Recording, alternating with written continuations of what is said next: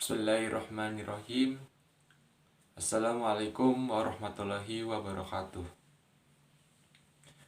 Perkenalkan, nama saya Alfian Sario Rizky Maulana.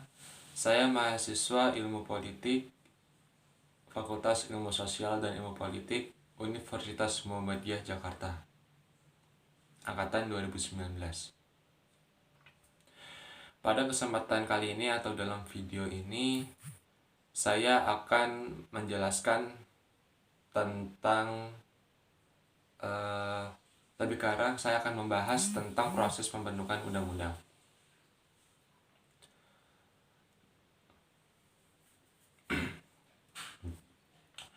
Pembentukan peraturan perundang-undangan merupakan suatu rangkaian proses yang mencakup tahapan perencanaan, penyusunan, pembahasan, pengesahan atau penetapan, dan pengundangan.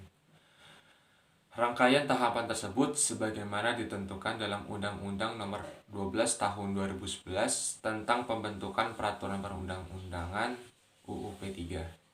Walau tidak semua jenis peraturan perundang-undangan memiliki proses yang sama di setiap tahapan. Setiap jenis peraturan perundang-undangan memiliki materi muatan yang berbeda-beda. Masing-masing memiliki fungsi tertentu. Misalnya, materi undang-undang tentunya berbeda dengan materi muatan dalam peraturan presiden. Perbedaan materi muatan dan hal yang diatur tentu dapat mempengaruhi cepat atau tidaknya pembentukan jenis peraturan perundang-undangan tersebut. Yang jelas, semakin rumit materi yang diatur, semakin lama pula proses pembentukannya. Begitu. Nah, konsekuensi Indonesia sebagai negara hukum adalah pasal 1 ayat 3 Undang-Undang Dasar Negara Republik Indonesia tahun 1945 mengharuskan segala tindakan pemerintah selaku pemegang kekuasaan harus didasarkan pada hukum atau peraturan yang berlaku. Hal tersebut sejalan dengan pemikiran Friedrich Julius Stahl tentang negara hukum, mencakup 4 elemen penting, yaitu perlindungan hak-hak asasi manusia. Nah, ini merupakan elemen penting terutama dalam negara Republik Indonesia yang menganut sistem demokrasi, karena hak-hak asasi manusia ini menjelaskan bagaimana kita memiliki hak kebebasan untuk misalnya berpendapat, dalam memilih gitu. Karena apabila kita tidak memiliki hak tersebut, maka kita tidak bisa memenuhi nilai demokrasi dalam negara Indonesia yang berstatus yang menganut sistem demokrasi Pancasila. Nyatanya bahwa rakyat di sini juga merupakan merupakan elemen penting dalam sebuah negara demokrasi. Makanya hak-hak asasi manusia perlu mendapat perlindungan. Yang selanjutnya ada pemisahan atau pembagian kekuasaan untuk menjamin hak-hak itu. Jadi apabila pentingnya membagi kekuasaan, pembagian kekuasaan atau pemisahan kekuasaan ini terutama agar bisa lebih berkonsentrasi dan lebih berfokus pada titik dalam melindungi hak-hak asasi manusia. Mengapa demikian? Karena negara Republik Indonesia ini merupakan negara dari berbagai pulau, berbagai provinsi yang sangat luas. Jadi apabila hanya pemerintah pusat saja yang melaksanakan atau menjamin hak-hak itu, pastinya pemerintah pusat akan keteteran. Makanya adanya pembagian kekuasaan dalam setiap daerah agar hak-hak tersebut bisa tetap mendapat perlindungan dan kejaminan untuk melaksanakan hak asasi manusia tanpa ada yang melecehkannya. Kemudian pemerintahan berdasarkan peraturan perundang-undangan dan 4 peradilan administrasi dalam perselisihan. Indonesia sebagai negara hukum tidak dapat dipisahkan dari pembentukan berbagai peraturan perundang-undangan untuk mengatur segala sesuatunya dalam menjalankan pemerintahan, terutama jenis peraturan perundang-undangan dalam bentuk undang-undang. Nah, undang-undang sendiri merupakan jenis peraturan dalam hierarki peraturan perundang-undangan di Indonesia yang mempunyai peranan penting. Segala hal yang masih bersifat pokok atau masih merupakan garis besar penting atau secara garis umum dalam aturan dasar UUD NRI 1945 diturunkan untuk diatur dalam bentuk undang-undang. Dalam sistem perundang-undangan juga di Indonesia hanya dikenal satu nama jenis undang-undang, yaitu keputusan, yang dibentuk oleh Dewan Perwakilan Rakyat atau DPR dengan persetujuan bersama Presiden dan disahkan oleh Presiden. Selain itu, tidak ada undang-undang yang dibentuk oleh lembaga lainnya, baik di pusat maupun di daerah, sehingga di Indonesia tidak ada istilah undang-undang pusat atau undang-undang lokal. Jadi, undang-undang itu semuanya rata, baik daerah ataupun pusat, dan tetapi setiap daerah juga memiliki peraturan khusus setiap daerah. Namun undang-undang eh, namun untuk undang-undang sendiri itu tidak dapat diganggu gugat. Jadi setiap daerah bisa membuat peraturan untuk daerahnya menurut undang-undang. Ya. Dan karena itu eh,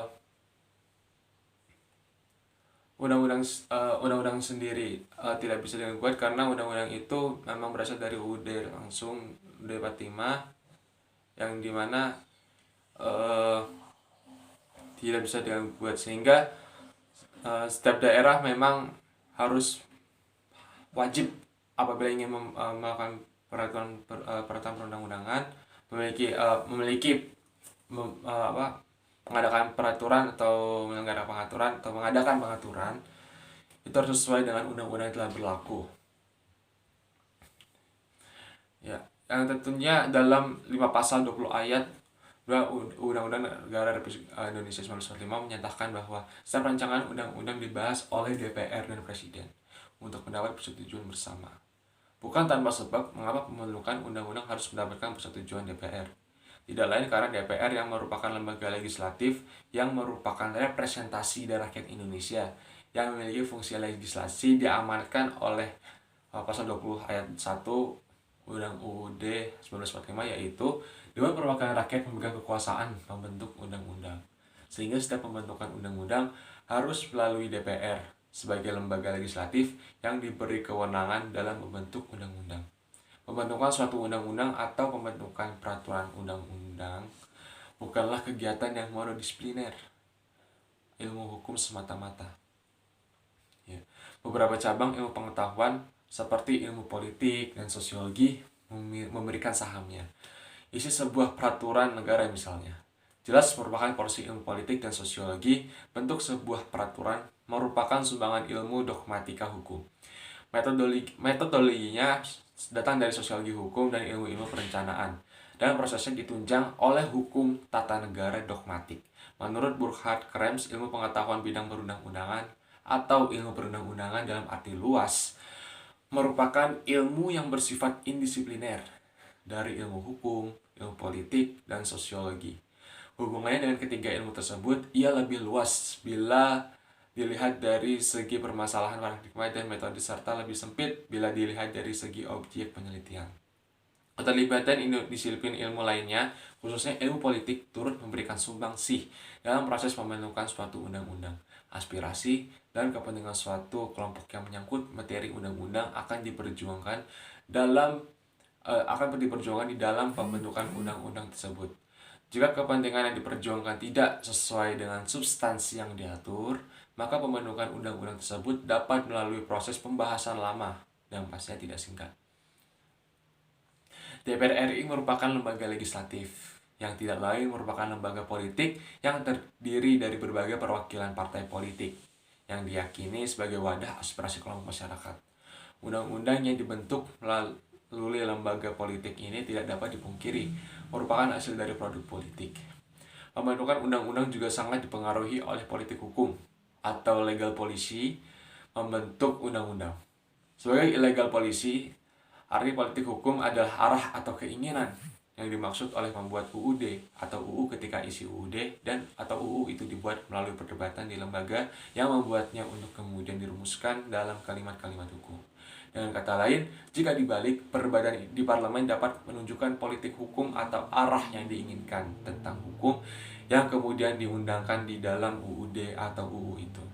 Dalam konteks ini, politik hukum itu bisa digali dengan penafsiran historis terhadap latar belakang lahirnya isi hukum. Hal ini didasarkan pada kenyataan bahwa produk hukum merupakan kristalisasi atau formalisasi dari berbagai kehendak dan perdebatan politik yang saling bersaingan. Terdapat sekurang-kurangnya 3 karakteristik yang melekat. Sine qua non, tidak boleh tidak dalam konsep Rex tatkala yang harus ditetapkan dalam kehidupan berbangsa. Salah satu karakteristik tersebut menurut pendapat Wicks Joseph Burroto adalah sebagai berikut. Ya, seperti pertama itu bahwa apa yang disebut hukum dalam negara hukum itu harus dibentuk dalam wujud yang positif. Yang kedua, apa yang disebut hukum yang telah selesai terbentuknya perspektif positif itu dan boleh disebut ius constitutum atau lege alias undang-undang harus merupakan hasil proses kesepakatan kontraktual antara golongan partisan dalam suatu negeri langsung ataupun melalui wakil-wakilnya melalui suatu proses yang disebut proses legislasi. Yang ketiga, hukum yang telah diwujudkan dalam bentuk undang-undang dan bersifat kontraktual itu akan mengikat seluruh warga bangsa secara mutlak mengalahkan aturan-aturan normatif macam apapun, yang lokal ataupun yang sektarian, namun yang belum disepakati melalui proses legislatif agar diberlakukan sebagai bagian dari hukum nasional. Ketiga kriteria tersebut menggambarkan bahwa pembentukan hukum atau undang-undang tersebut dilakukan melalui lembaga legislatif yang mewakili golongan-golongan partisan, membentuk suatu kesepakatan. Hal ini sejalan dengan pembentukan undang-undang di Indonesia yang melalui parlemen, yang masih DPR RI. Menurut Tongam Renixon Silaban, salah satu tahapan yang paling krusial dalam pembentukan undang-undang adalah tahapan perencanaan. Mengapa? Karena tahapan ini menentukan penting atau tidaknya sesuatu undang-undang untuk dibentuk. Di tahap perencanaan dan penyusunan inilah suatu rancangan undang-undang ditentukan prioritas atau tidaknya untuk dibentuk kemudian dibahas bersama antara pemerintah dan lembaga legislatif. Tahap perencanaan adalah tahap di mana DPR dan Presiden serta DPD terkait RUU tertentu menyusun daftar RUU yang akan disusun ke depan. Proses ini umumnya dikenal dengan istilah penyusunan program legislasi nasional atau prolegnas. Hasil pembahasan tersebut kemudian dituangkan dalam keputusan DPR. Ada 2 jenis prolegnas, yakni yang disusun untuk jangka waktu 5 tahun atau prolegnas jangka menengah dan tahunan, prolegnas prioritas tahunan. Nah, sebelum sebuah RUU dapat masuk dalam prolegnas tahunan, DPR dan atau pemerintah sudah harus menyusun terlebih dahulu naskah akademik dan RUU tersebut. Hal tersebut merupakan bagian dari gambaran tahap perencanaan pembentukan undang-undang. Tahapan tersebut belum melingkupi tahapan pembahasan secara menyeluruh hingga tahapan pengundangan. Hal tersebut memberikan gambaran betapa panjangnya proses pembentukan suatu undang-undang. Rancangan undang-undang RUU yang telah disusun dalam prolegnas jangka menengah dan prolegnas prioritas tahunan diurutkan prioritas pembahasannya. Pimpinan DPR akan memberitahukan adanya RUU dan membagikan RUU kepada seluruh anggota DPR dalam rapat paripurna. DPR dalam rapat paripurna berikutnya memutuskan RUU tersebut berupa persetujuan dan perubahan, atau penolakan. Selanjutnya, RUU ditindaklanjuti dengan 2 tingkat pembicaraan. Pembicaraan tingkat 1 dilakukan dalam rapat komisi, rapat gabungan komisi, rapat badan legislasi, rapat badan anggaran, atau rapat panitia khusus. Kegiatan dalam pembicaraan tingkat 1 dilakukan dengan pengantar musyawarah, pembahasan daftar inventarisasi masalah, dan penyampaian pendapat mini fraksi. Pembicaraan tingkat 2 dilakukan dalam rapat paripurna. Dalam rapat paripurna berisi yang pertama, penyampaian laporan yang berisi proses pendapat mini fraksi, pendapat mini DPD, dan hasil pembicaraan tingkat 1. Yang kedua, pernyataan persetujuan atau penolakan dari tiap-tiap fraksi dan anggota secara lisan yang diminta oleh pimpinan rapat paripurna. Dan yang ketiga, pendapat akhir presiden yang disampaikan oleh menteri yang mewakilinya. Bila tidak tercapai kesepakatan melalui musyawarah mufakat, keputusan diambil dengan suara terbanyak. Rangkaian proses pembahasan RUU atau rancangan undang-undang ini merupakan suatu rangkaian panjang dalam waktu yang lama, tanpa adanya kepastian waktu pengesahan. Hal ini tidak jarang mengakibatkan kebutuhan masyarakat akan kepastian hukum menjadi terbengkalai. Melalui perdebatan politik dalam pembicaraan atau pembahasan suatu rancangan undang-undang atau RUU, inilah suatu undang-undang dihasilkan. Perdebatan yang menyangkut kepentingan terhadap suatu ketentuan yang akan diatur akan tetapi terkadang tidak mudah untuk mendapat suatu kesepakatan di antara pembahas undang-undang. Ketidaksaatuan atau perbedaan pendapat inilah turut memengaruhi cepat atau lambatnya pembentukan suatu undang-undang. Tetapi bagaimanapun juga, untuk mewujudkan peraturan yang baik, peran politik hukum tentu sangat diperlukan. Sedangkan politik hukum menurut Sudarto yaitu usaha untuk mewujudkan peraturan-peraturan yang baik sesuai dengan keadaan dan situasi pada suatu waktu.